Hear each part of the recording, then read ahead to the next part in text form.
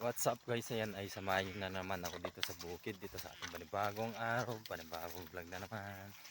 And guys, at bali pinitas na pala natin yung mais natin na maliit dahil nga pumasok yung tubig, kaya yun ay inabutan siya ng tubig, kaya yun pinitas natin kahapon, kaya inuwi natin tong kalabaw natin. Yung kalabaw natin mga lods, at kukunin nga natin yung kariton para maidala natin dun sa ating maisan para maiuwi natin.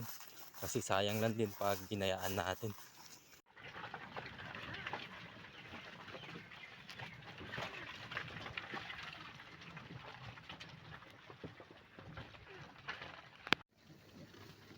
Yung mga lods, at nakarating na tayo dito sa bukid, kaya ngayon ay pinuntahan ko muna tong lambat natin para tignan kung may huli.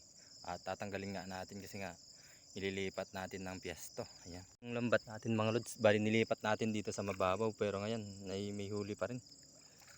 Ayan, thank you Lord God na naman, may huli na naman tayo. Mga lods, kumpol-kumpol ba naman yung isda natin dito. Ayan, yung huli natin. Ayan. Katanggal nga natin sa ating lambat mga lods. Ayan, grabe. Dami nating huli. Ayan, mga 5 kilos siguro yan mga lods. Ayan. At ililipat lang kasi natin tong lambat kasi sobrang dami ng dumi doon sa pinaglagyan natin. Ayan guys, at tinaan na pala natin yung lambat natin. Ayan, dyan sa kahoy, yan, doon sa dulo. Ayan, titignan na lang natin mamayang hapon. Yun na pala yung pinitas nating mais mga lods. Ay isakay na ni Bianan sa kariton.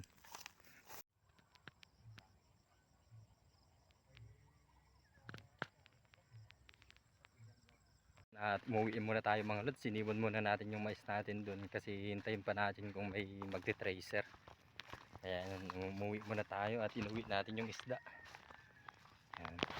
At kinahaponan nga pala to mga lods, at pumunta na naman tayo dito sa bukid para tignan yung ating mga alagang baka at saka yung alagang kalabaw. Tignan na rin natin yung tinaan nating lambat kung may huli na naman. At ayun na nga, ay nakita nga natin na yung tali ng ating kalabaw, kaya goods na goods na. At ngayon naman ay papandawin naman natin yung ating lambat para maya pag may huli tayo at pupuntahan din natin yung ating baka. Kaya let's go guys. At pagkatiting nga natin dito sa tinaan nating lambat, ayan ay nadagdagan na naman yung tubig dito, kaya ayan ay hindi natin makukuha yung sa gitna. Bali dito lang sa gilid yung kukuhanin natin na papandawin natin dahil nga malalim na naman yung tubig, nadagdagan na naman. At ito na pala yung huli natin ngayong hapon mga lods. Ayan, medyo marami na rin, at gagawin naman natin tong daing muna mga lods. Ayan.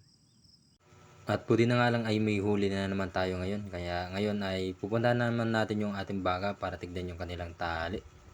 At ayan na nga mga lods, at nandito na nga tayo sa ating baka para tignan yung kanilang tali. At ayan na nga mga lods, at okay naman yung tali nila. Ayan. At uminom na nga sila kanina dito dahil tabi lang nila na yung tubig, kaya diretso na silang uminom kanina. At puntahan naman natin yung isang baka natin. Ayan, nandito naman tayo sa isang baka natin. Ayan. At okay naman yung tali niya din mga lods. At tapos na nga natin tignan yung ating mga baka at saka yung kalabaw, at nakuha na rin natin yung huli ng ating lambat ngayong hapon. Kaya ngayon ay uuwi na tayo dahil padilim na naman.